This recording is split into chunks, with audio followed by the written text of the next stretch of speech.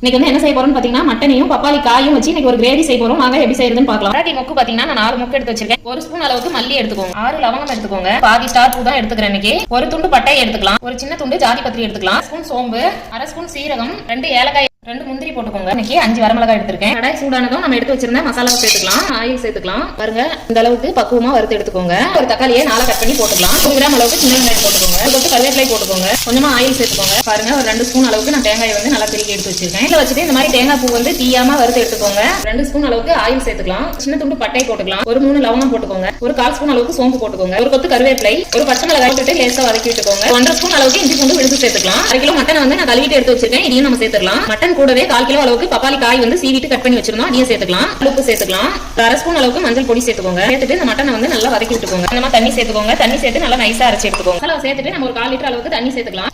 ஒரு வாட்டி இந்த மாதிரி செஞ்சு சாப்பிட்டு பாருங்க. அடுத்த வீடியோல சந்திக்கலாம்.